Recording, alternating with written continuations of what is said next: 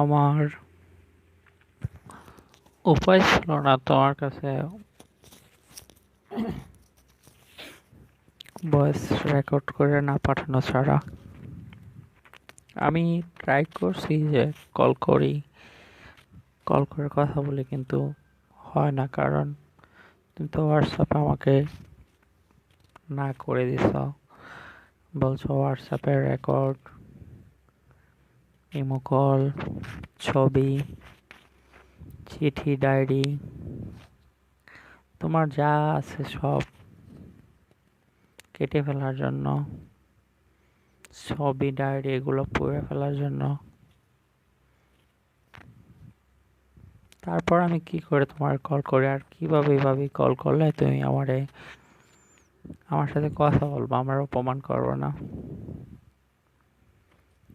যদি এরকম নাটক করার বা এরকম হঠাৎ রিলেশন অফ করার ইচ্ছে ছিল, তাহলে কেন ওই দিন ওই সময়টায় আমারে পবিত্র কোরআনের কসম খাওয়াইছিলি?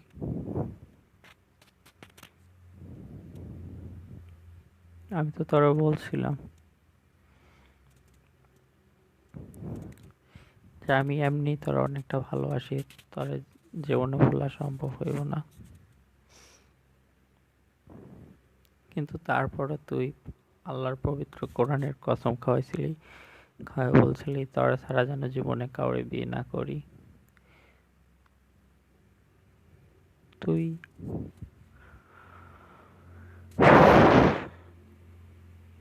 তুই বিশ্বাস করস নাই যে আমি তোরে কতটা ভালোবাসি, তোর বিশ্বাস হয় নাই। সবসময় বলতি আমি তোর অবহেলা করব, আমি তোর ভুলে যাবো, দেশের বাইরে যখন যাবো তোর সাথে কোনো যোগাযোগ রাখবো না।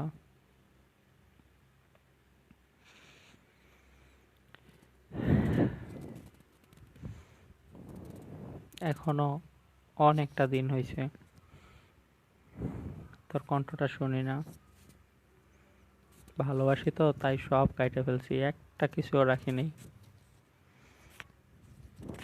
ইচ্ছেই ছিল মোবাইল টিভি ভাঙে ফেলানোর জন্য।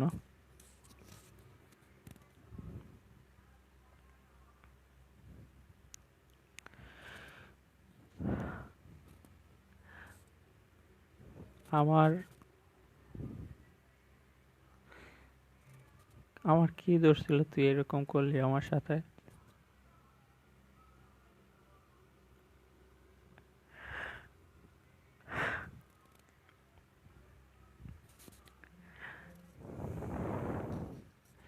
এখনো তোর কথা মনে পড়লে আর কিছু ভালো লাগে না।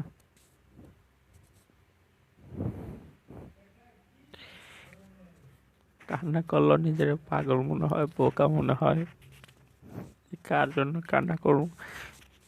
তুই তো আমার সাথে ছলনা করছস।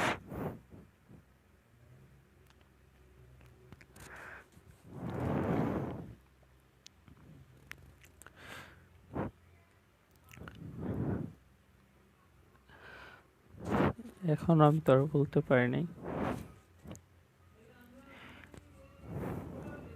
জানি না বয়সটা তোর সেন্ড করবো, তুই পড়বি কিনা, তুই শুনবি কিনা। কত SMS পাঠাই, ফেসবুকে ফ্রেন্ড রিকোয়েস্ট দেই, তুই ফ্রেন্ড অ্যাড্রেস না, ভয়েসের উত্তর আসে না, SMS এর উত্তর আসে না। অথচ তুই সুরভি, তুই আমার সাথে কত কথা বলতি। তোর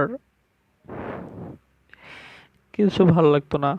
তুই সকালবেলা ঘুম থেকে উঠে আমাদের বাসায় আসতি,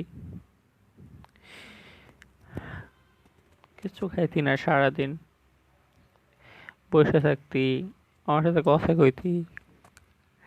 তোর আম্মা এসে তোরা ডাইকে নিয়ে যেত, তুই চাইতি না, তুই আমার সাথে কথাই কইতি না, খেয়ে না। মনে পড়ে রে সুরভি এখন অনেকটা কথা। তুই চাইতি না, তোর আম্মা বলতো যে বাবা ওর একটু কও, খাই আসার জন্য, গোসল করে আসার জন্য। তারপরও তুই যাইতি না, তুই কথা কইতি বাংলাদেশ থেকে যেদিন শেষ দিন আসি সবার সামনে এতটা কান্না করলি।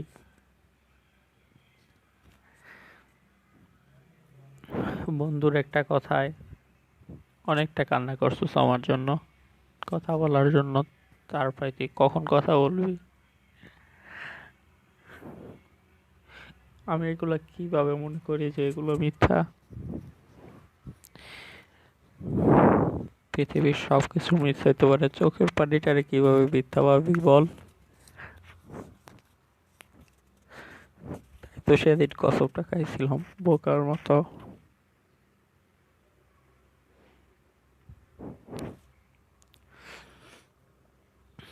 ভাবিস না এত সহজে মারা যাবো না।